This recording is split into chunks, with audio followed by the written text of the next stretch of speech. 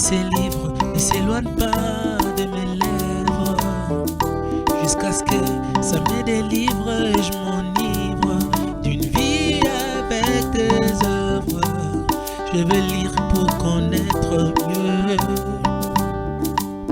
Je veux lire pour être sûr en toutes choses. Bonsoir à tout le monde, chers téléspectateurs. Nous sommes encore très heureux d'être chez vous pour ce nouveau numéro de Livres Inspirés, votre émission culturelle que vous avez toujours l'habitude de suivre. Nous sommes très heureux vraiment de partager ce moment ensemble avec vous. Comme il a été annoncé, je pense, vous avez entendu ces moments littéraires que vous avez toujours l'habitude d'être fixés devant vos écrans pour suivre ça. On va partager cette émission avec une personne qui nous est tellement spéciale et vous serez tellement bénis par rapport à ces moments littéraires. Il s'agit de docteur, je l'appelle comme ça. Vous allez s'habituer avec moi de l'appeler comme ça, docteur. C'est les serviteurs de Dieu, le pasteur Douglas Kingoka, avec qui nous allons partager. Bonsoir. Bonsoir, bonsoir. Comment vous allez? Vous allez très bien et vous-même aussi? Je vais très bien, par la grâce de Dieu. Je salue également tous mes téléspectateurs. Nous sommes très heureux de vous recevoir dans notre émission Livre Inspiré, l'émission que vous avez le temps de suivre, même Oui. des loin. Merci. Oui. Quelles sont vos impressions par rapport à cette émission Livre Inspiré? C'est très édifiant, très édifiant. J'ai eu à suivre quelques numéros et ça m'a beaucoup inspiré, beaucoup édifié et surtout encouragé. Et ce qui m'a le plus marqué, le plus touché, c'est de voir combien la lecture commence à devenir partie intégrante dans notre société. Quand je parle de notre société, je parle aussi de tous ceux qui sont un peu issus de nos communautés, ainsi de suite. Et on voit quand même il y a un grand intérêt à la lecture et on commence de plus en plus à voir des auteurs congolais aussi, et aussi bien d'autres nations, comme nous sommes au Congo. Et ça, c'est vraiment une source de richesse et aussi une source d'encouragement et de motivation. Okay. Voilà. Alors que nous puissions même aller très loin, il y a nos téléspectateurs qui est en train de nous suivre, qui doivent peut-être s'habituer à vous. Oui. C'est le pasteur Douglas. Qui est le pasteur Douglas? Juste une courte présentation de qui réellement vous êtes. Pasteur Douglas Kiongeka, je suis pasteur des églises CEP Résurrection, basé à Paris, avec quelques extensions un peu ici et là. Le pasteur, comme on dit, le seigneur pasteur. Et je suis marié, père de 4 enfants. Quoi d'autre? Je suis coach, mentor, prédicateur, conférencier. Je peux dire aussi un peu écrivain, parce que là je suis quand même à mon 9e livre, par la grâce de Dieu. Et adorateur de Jésus-Christ, passionné, pianiste. Quoi d'autre? Ça, c'est très intéressant. Nous allons commencer, comme d'habitude, cette émission avec cette citation qui nous vient de Montesquieu. On va nous balancer la citation ici. Il y a une citation, Montesquieu, il est en train de dire ceci: aimer lire, c'est faire un échange de heures d'ennui contre 2 heures délicieuses. Votre commentaire par rapport à cette citation? C'est déjà une très bonne pensée. Pourquoi? Parce que ça montre l'intérêt au fait qu'on doit porter sur la découverte. Une personne qui aime lire, c'est une personne qui est d'abord curieuse et qui désire avoir la connaissance, les richesses que d'autres ont pu acquérir, avoir et qu'ils ont également couché dans un livre qui pourrait lui être ou encore leur être utile. Voilà pourquoi on peut ne pas connaître une personne, on peut ne pas connaître une civilisation, on peut ne pas connaître un domaine quelconque d'activité, mais lorsque on se plonge dans la lecture, au jour d'aujourd'hui, la lecture c'est dans bien des domaines, aussi bien dans le domaine spirituel, dans le domaine séculier, mais d'une manière générale, lorsqu'on a un esprit ouvert et qu'on passe de temps de lecture, ça paraît comme ennuyeux, ça paraît comme mort, un temps qui est un peu comme perdu. Mais en échange, ce sont des grandes richesses, ce sont des trésors inépuisables, ce sont des expériences auxquelles on fait face et qui nous font gagner beaucoup de temps.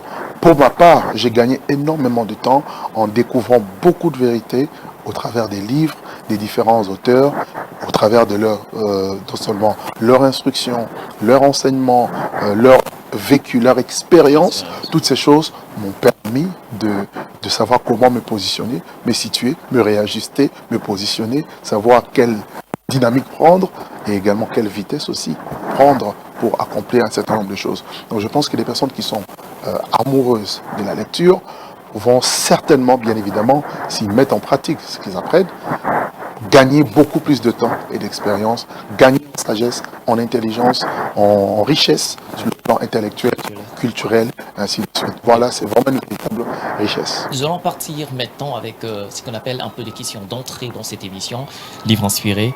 La première question, je voudrais que nous puissions, sur le plan culturel, quelle est la place de la lecture dans votre vie? Vous êtes un lecteur, un amoureux de livres. Quelle est la place de la lecture dans votre vie? Eh bien, la lecture occupe, je peux dire après la prière, la première place. Okay. Hein, je voudrais quand même que soit clair. Je suis chrétien, enfant de Dieu. Donc, pourquoi je parle de la prière? Parce que la prière me permet d'être en communion avec le Seigneur. Et juste après ça, la lecture déjà quotidienne de la parole de Dieu, de la Bible. Et j'encourage d'ailleurs nos téléspectateurs à aussi plonger leur regard dans le livre, le best-seller de tous les livres, de tous les temps, qui est la parole de Dieu. Voilà. Et en dehors de ça, d'autres livres, aussi bien chrétiens que dans bien de domaines, pour m'enrichir. Voilà, j'ai aimé la lecture depuis très jeune. Je crois que je devais déjà avoir l'âge de 11-12 ans. Je me plongeais vraiment dans la lecture et avec des amis, on avait beaucoup de challenges, beaucoup de partages, d'échanges. Et j'étais abonné dans des revues, dans des magazines. Et ça m'a donné le goût de la lecture. Et à l'âge de 14-15 ans, je désirais déjà écrire un livre, pour vous dire. Donc bon, ça s'est réalisé quelques années plus tard, mais j'étais vraiment, je le suis d'ailleurs, jusqu'à aujourd'hui un passionné de la lecture. Il y a encore une autre question que j'aimerais qu'on puisse s'en poser. Quel est les livres qui vous a tant inspiré dans la vie?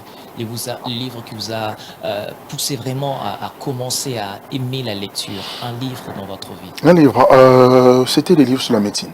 Okay. Ouais, l'anatomie. L'anatomie. Voilà, l'anatomie, j'aimais beaucoup. Et c'était sur ça d'ailleurs que c'était mon rêve initial, mes ambitions, je veux dire, avant que le Seigneur ne m'appelle au ministère. J'étais devenu médecin et j'aimais beaucoup et j'étais passionné sur la littérature, les magazines concernant donc tout ce qui tournait autour de la médecine, de l'anatomie, ainsi de suite. Et maintenant, quel est le dernier livre que vous venez de lire en dehors de la Bible? Le dernier livre, là je suis sur les livres de John Maxwell. Okay. Au-delà de talent, c'est mon dernier livre que je suis en train de savourer ces derniers temps parce que j'ai vraiment un enclin pour de me spécialiser en termes de leadership. Okay. Voilà. Pourquoi aimez-vous lire? Pourquoi aimez-vous lire? Qu'est-ce qui a attiré votre goût vers la lecture? La découverte. Oui. La découverte, la connaissance. Okay. D'ailleurs, la parole de Dieu nous encourage de faire tous nos efforts, d'ajouter à la foi la vertu et à la vertu la connaissance. Okay. Et la connaissance est très importante. Plus on connaît des choses, mieux on peut... Et moins on fait des erreurs, et plus également on peut être une bonne source d'inspiration aussi pour d'autres personnes. Ça nous permet déjà d'avoir une quantité d'informations et une qualité, parce qu'il n'y a pas que la quantité d'informations, mais faut-il encore avoir une qualité d'informations qui sont bonnes, qui nous donnent aussi une bonne qualité de vie. Ok. Nous allons partir maintenant dans notre deuxième étape, avant que nous puissions aller deuxième partie de cette émission. J'aimerais d'abord que vous puissiez comprendre que nous sommes en train de préparer juste quelque chose pour vous communiquer comment accompagner cette émission Livre Inspiré. Nous avons été à Lubumbashi après Kinshasa le 14. Le 10 juillet, nous avons été à Lubumbashi pour ce travail de cultiver, motiver les gens à l'esprit de la littérature. Nous avons envie, les enfants qui ont pu commencer à lire grâce à ce que nous sommes en train de faire, les mamans qui ont témoigné et qui ont même parlé à leurs enfants de commencer à lire. Donc, cette vidéo que nous allons vous proposer, vous pouvez commencer par exemple à nous aider pour voir comment est-ce que vous pouvez encore aller plus loin d'autres provinces, après autres provinces, pour essayer de communiquer ces goûts de la lecture.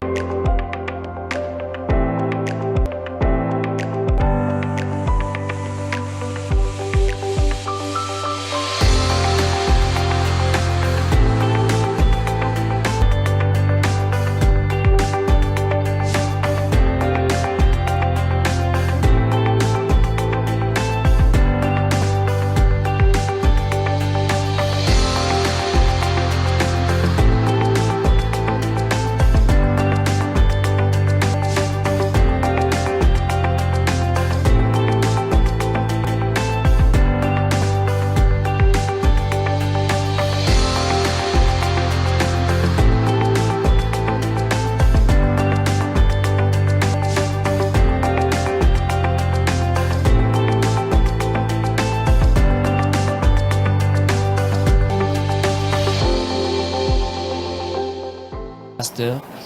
On va commencer maintenant avec votre livre que je suis en train de... Le pasteur Douglas a écrit ce merveilleux livre, Jésus-Christ, mystère des dieux. C'est le livre ici qui sera vraiment l'objet de notre émission aujourd'hui. Pasteur, vous parlez de Jésus-Christ, mystère de Dieu. Pourquoi vous précisez mystère de Dieu? Pourquoi particulièrement mystère de Dieu? Est-ce que les autres mystères ne sont pas des mystères de Dieu? Qui seulement Jésus-Christ doit fréguer mystère de Dieu?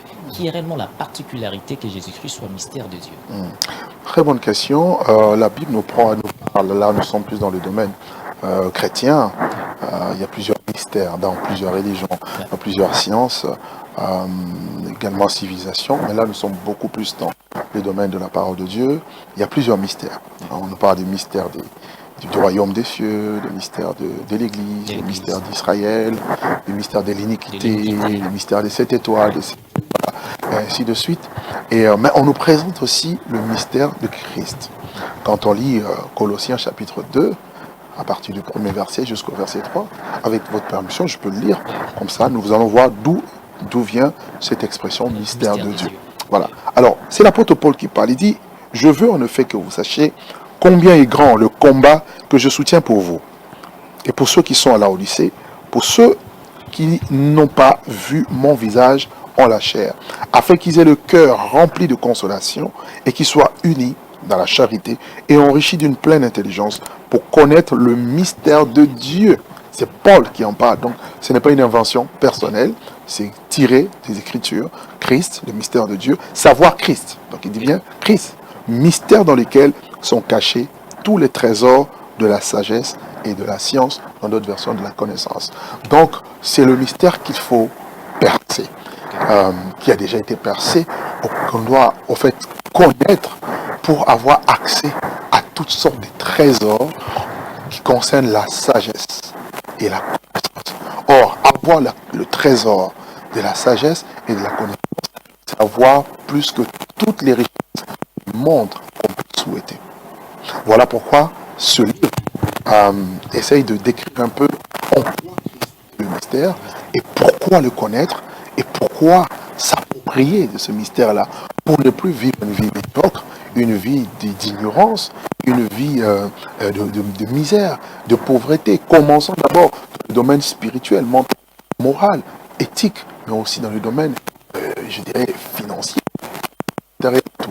Donc Christ est vraiment tout. C'est l'objet de toute la pensée de Dieu, également de toute la Bible. Voilà pourquoi nous détaillons un peu ce mystère tout au long des pages de ce livre. Ok, sur la page 19, oui. Vous êtes en train de créer ceci. Sur la page 19, c'est le chapitre 2, où vous parlez de Jésus-Christ, mystère caché de tout le temps et dans tous les âges. Et vous dites ceci que vous avez énuméré en disant Dieu seul pouvait révéler ses multiples facettes à l'humanité entière au temps marqué et de sa propre autorité. Et vous continuez en disant, les hommes, malgré leur volonté, ne pouvaient pas savoir qui était Jésus sans en avoir eu la révélation. Selon l'esprit de ce livre, quel âge devrait avoir beaucoup plus de révélations de ce mystère de Dieu qui est Jésus-Christ? Ok, c'est très simple. Il faut comprendre les choses à partir du commencement. En réalité, Christ a été pleinement dévoilé, tout comme Dieu dans son essence à l'homme. Ce n'est qu'à partir du péché qu'il y a eu un voile qui s'est mis, ou encore une barrière. Dieu a pour du péché de l'homme, le péché qui a séparé l'homme de Dieu. Vous allez voir, dans Jean, par exemple, on parle que Dieu va chasser l'homme du jardin, et placer à l'entrée du jardin d'Éden des chérubins qui agitaient une épée flamboyante pour l'empêcher d'entrer également, avoir accès à l'arbre de vie. Ce n'est qu'à partir de ce moment-là que Dieu est Christ est devenu mystère. Dieu va prendre le temps, parce que l'homme n'était plus en état de pouvoir accéder à cette révélation. Je le savais. Voilà, à cause de sa méchanceté, on voit comment il y a eu la déchéance. Il y a eu premièrement la déchéance sur le plan sur le plan familial, sur le plan sociétal. Donc il y a eu vraiment un véritable chaos. C'est comme ça que Dieu va fragmenter le temps. Nous le voyons tout au long en âge, on appelle seulement des dispensations ou encore voilà. Donc, et pendant tout ce temps, il y a eu des manifestations. Il y a eu des manifestations de Christ, mais qui n'ont pas été la révélation de sa personne. On parle de théophanie, pour ceux qui connaissent un peu le domaine théologique, on parle des théophanies, des manifestations, des symbolismes, tout ça qui représente Christ, des personnes, des autres, et ainsi de suite. Jusqu'au temps marqué. Et Paul dira d'ailleurs dans Galates, au chapitre 4, que lorsque les temps ont été accomplis, le temps marqué par le Père de sa propre autorité, Dieu maintenant a révélé Christ. Alors, pour bien étayer également cela, je voudrais nous proposer ce texte qui va certainement nous aider à comprendre facilement cette question. Nous sommes dans le livre de Romains. Romains, je nous propose le chapitre 16. Nous prenons à partir du verset 25, c'est l'apôtre Paul qui parle, il dit « À celui qui peut vous affermir, selon mon évangile et la prédication de Jésus-Christ, conformément à la révélation du mystère caché pendant des siècles. » Donc il a été caché, maintenant il n'est plus caché, il a été révélé. Ok?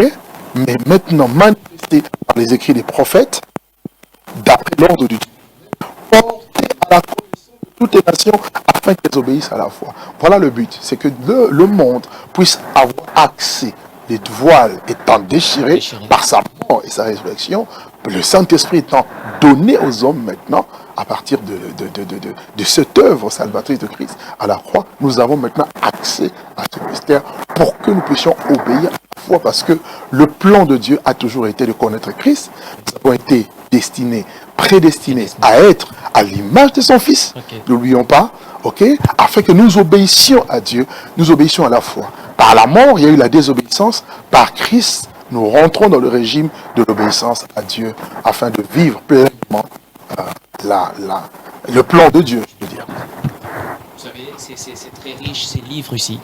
Je suis tellement en train de vraiment vous demander de chercher ce livre aussi, c'est Jésus-Christ, le mystère de Dieu. J'ai eu à contempler un peu ce livre, je puis comprendre que si vous le découvrez, ou encore vous cherchez ces livres aussi, vous ne serez pas manqué d'avoir cette révélation de Jésus-Christ dans votre vie, qui est tellement important. Pasteur, nous continuons. Sur la page 73, sur la page 73, vous dites ceci, que le nom de Jésus révèle de façon explicite la mission qu'il allait accomplir, celle de délivrer son peuple. Comment expliquez-vous cette affirmation? Ok, tout est clair, c'est dans la parole de Dieu. Déjà le nom de Jésus, déjà pour notre information, en son temps, plusieurs personnes s'appelaient Jésus. D'accord. La particularité, c'est que le nom de Jésus est attaché à la personne de Jésus. C'est ça qu'il faut mettre l'emphase sur cette particularité. Alors, quand l'ange avait été envoyé, Gabriel, auprès de Marie, il a donné clairement, il a décrit la mission qu'il devait accomplir. Il dira que voilà, tu seras enceinte, tu enfanteras un fils, tu lui donneras le nom de Jésus, nom qui signifie l'Éternel sauve. Non? Il sauvera son peuple de ses péchés, tout ça. Il sera grand, il s'assiera sur le trône de David, son père, et il régnera sur la maison de David, et son trône n'aura point de fin. Et la Bible dira également que c'est lui qui délivrera son peuple de ses péchés. Donc Christ est venu, Dieu fait homme, parce que parlons de ce mystère, nous parlons du mystère qui est plus grand, le mystère de la piété. Il dit Dieu a été manifesté en chair, et ce n'est que par ce moyen-là qu'il pouvait, c'est-à-dire Dieu venu en forme humaine, corporelle, prenant notre forme pour mieux nous sauver, tout en n'ayant pas notre nature, je précise, parce que il n'a pas hérité du sang humain, c'était le sang divin. D'accord. Et pour que, au travers de la rédemption, de sa mort, que son sang qui est coulé au poteau de la croix puisse nous apporter la rédemption, la rémission de péchés, ainsi que le pardon de nos péchés. Voilà pourquoi c'est né qu'en ce nom-là, le nom de Jésus qui est la personne de Jésus, le Fils unique de Dieu, pas quelqu'un qui va se lever aujourd'hui qui s'appelle Jésus. Parce qu'aujourd'hui, quelqu'un peut se lever en se disant « je m'appelle Jésus-Christ ». Est-ce pour autant que... on va, non. Comprenez que ce n'est pas seul, c'est le nom qui est attaché à cette personne, à la personne unique, d'accord, de Jésus-Christ. Voilà. Vous savez, je continue toujours à lire ces livres, je trouve que c'est énorme. Sur la page 100, quand je lis, vous dites ceci, pasteur, la parole de Dieu interdit l'adoration d'autres dieux, excepté Elohim Adonai. L'idolâtrie et le culte rendu aux autres dieux, ce qui est punissable par le Créateur.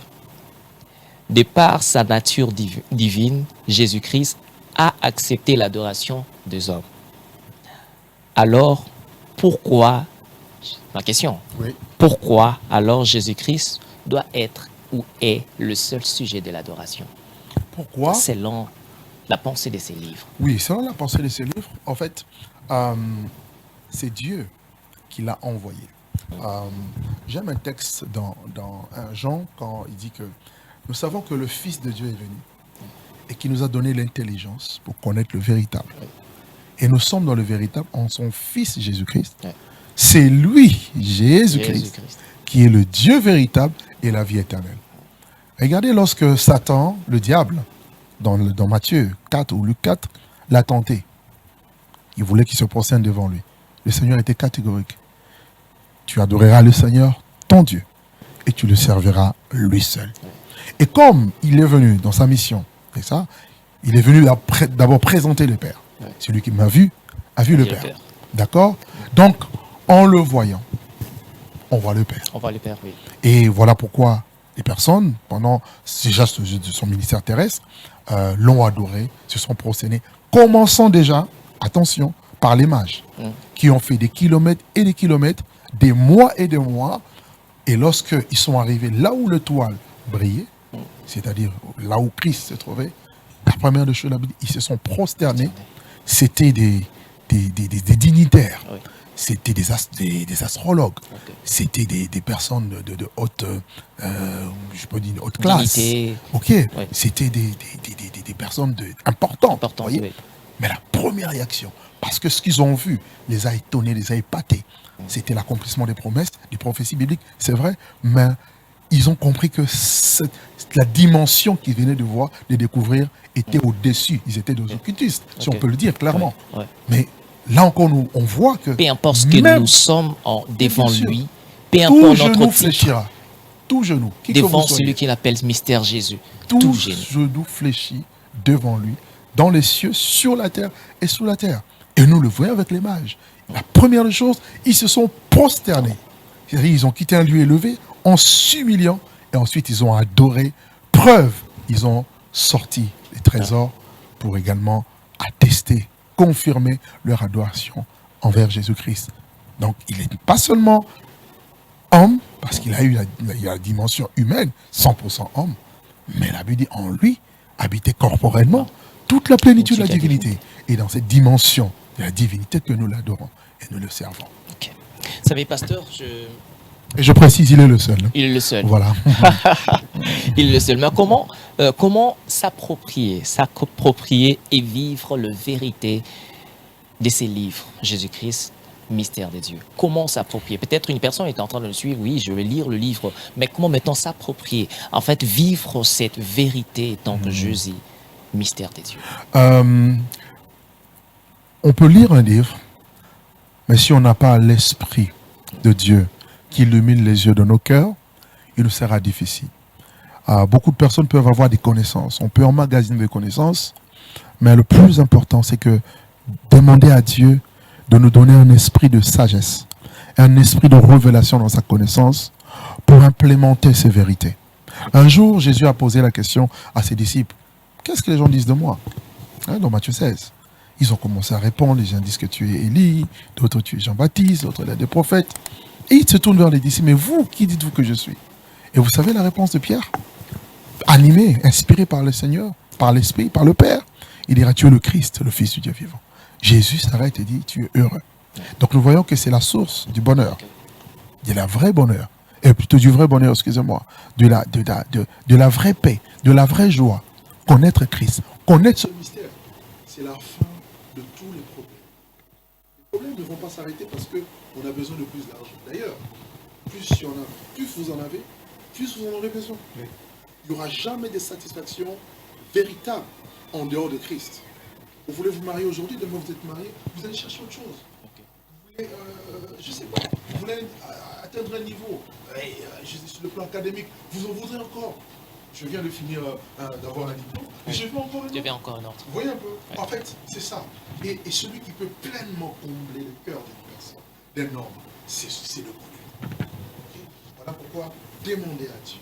Je prie à tous ceux qui nous suivent, vraiment que ce soit une prière, que ce soit une quête, une soif qui vient du cœur, du plus profond de notre cœur, en disant Seigneur, au travers de ces écrits, je veux te connaître. Au travers, je n'ai fait qu'un résumé de ce que j'ai pu trouver dans la parole de Dieu pour essayer d'aider, en fait, hors de Christ, au-delà même, toutes les personnes qui veulent connaître Christ, de Jésus. Ils ne le connaissent pas véritablement, mais au-delà de ces écrits, il y a le Saint-Esprit, il y a l'esprit de révélation et l'esprit de connaissance, l'esprit de sagesse. Ces écrits vont devenir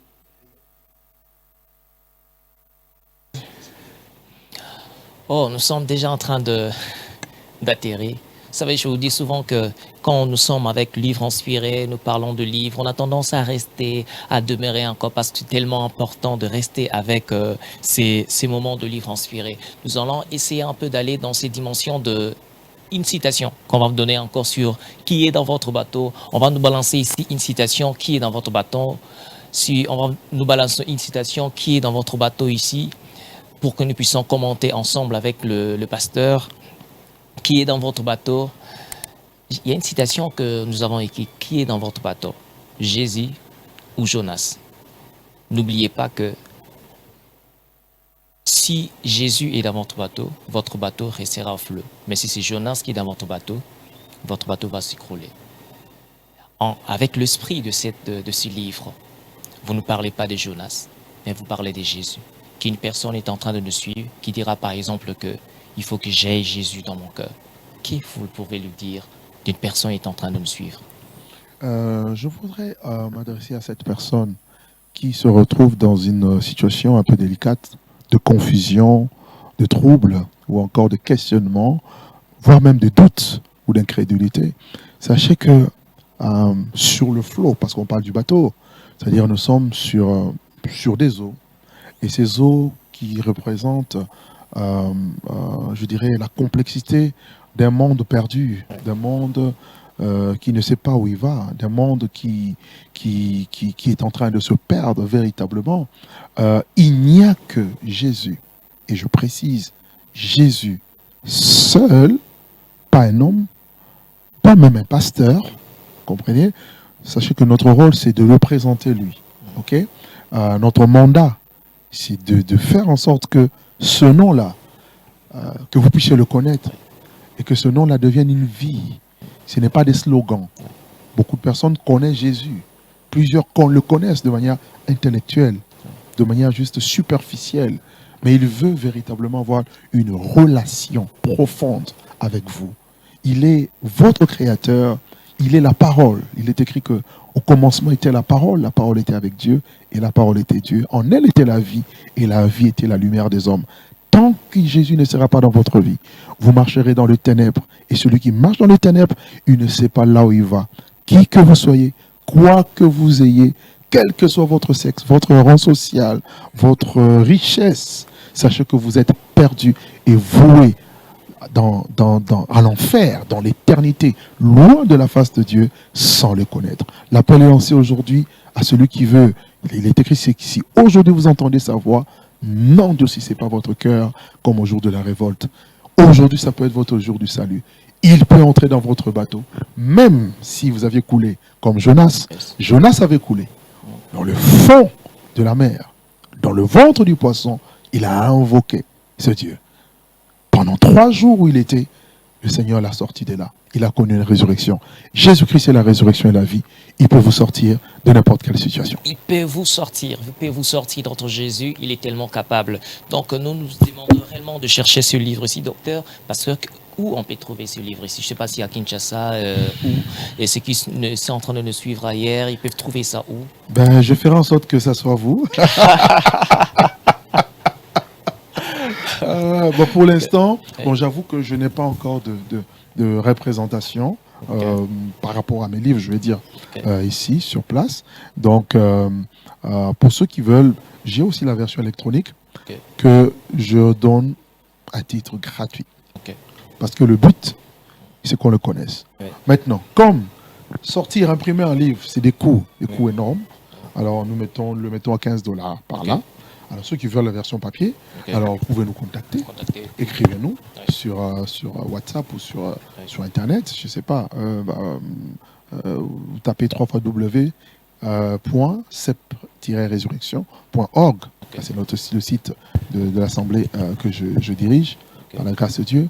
Et, ou sinon, vous contactez. Contactez l'homme de Dieu qui est là. Et on pourra voir dans quelle mesure vous pouvez vous procurer du livre. Ok. Si quelqu'un peut nous aider, peut-être, quelqu'un qui nous suit aujourd'hui peut nous aider à pouvoir avoir une représentation ici.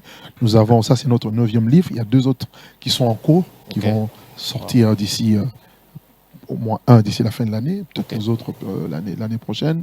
On a ça, c'est mon 9e, par la grâce de Dieu. Donc il y a plusieurs autres thèmes que j'ai pu aborder sur le mystère de Jésus, comment dirais-je, le ministère et message d'Élie pour la fin des temps, la puissance de la croix de Jésus-Christ, et 3 tomes sur la séduction spirituelle. Nous vivons dans un temps très crucial où il y a des fortes séductions à plusieurs niveaux, spirituelles, la séduction du péché, la séduction par le monde, la séduction par son propre cœur, la séduction par des fausses doctrines, par des faux prophètes. Bref, je n'ai pas à vous informer, nous sommes en plein dedans. Et j'écris aussi sur Femme, Dieu t'appelle, tome 1 et tome 2. Donc je pense qu'on peut mettre quelque chose ici. Je pense seulement que si vous aurez réellement à retrouver ces livres ou les livres de Dr Douglas, contactez-nous, Livre Inspiré, l'émission Livre Inspiré. Nous aurons peut-être à vous offrir le livre ou être une représentation du pasteur ici à Kinshasa pour vos différents livres que vous aurez peut-être avoir besoin pour vous enrichir encore. Donc, nous sommes dans notre rubrique à lire, comme je vous propose toujours de livres à lire. Livres sur les exploits dans le ministère. Il y a le livre La guérison biblique, dont nous encourageons toujours aux serviteurs de Dieu, mais aussi aux chrétiens de lire. Vous savez, pasteur, avant que nous puissions finir, vous donner le mot de la fin, il y a une question qui m'est venue. Est-ce qu'un chrétien ne peut lire que la Bible? Non. Ah non. C'est une grave erreur. Voilà. Parce qu'aujourd'hui, on pense comme qu'il y a certains qui sont seulement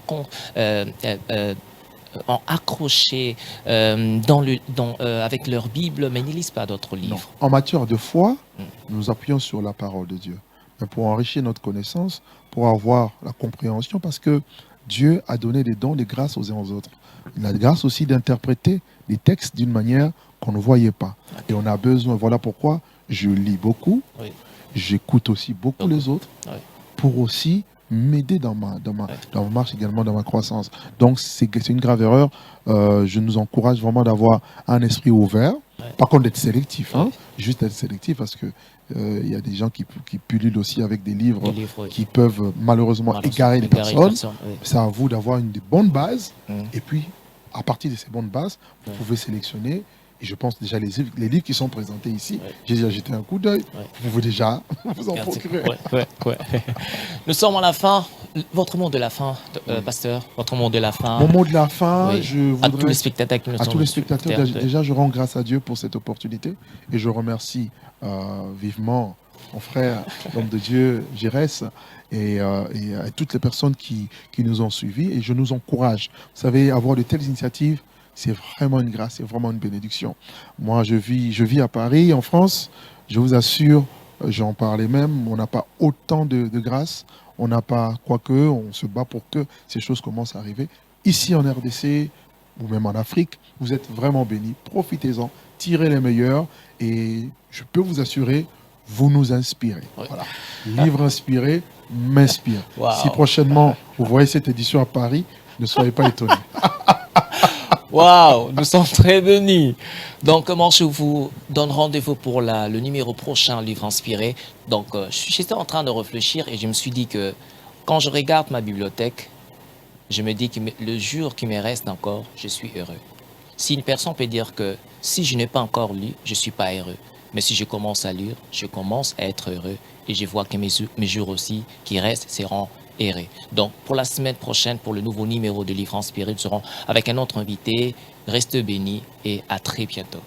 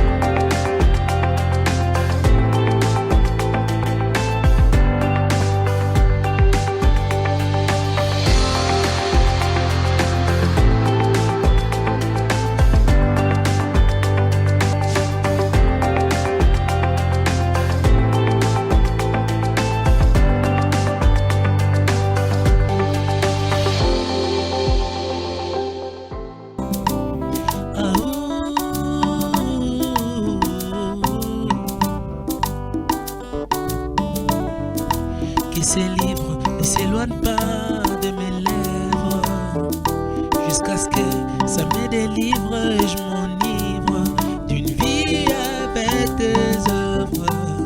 Je veux lire pour connaître mieux. Je veux lire pour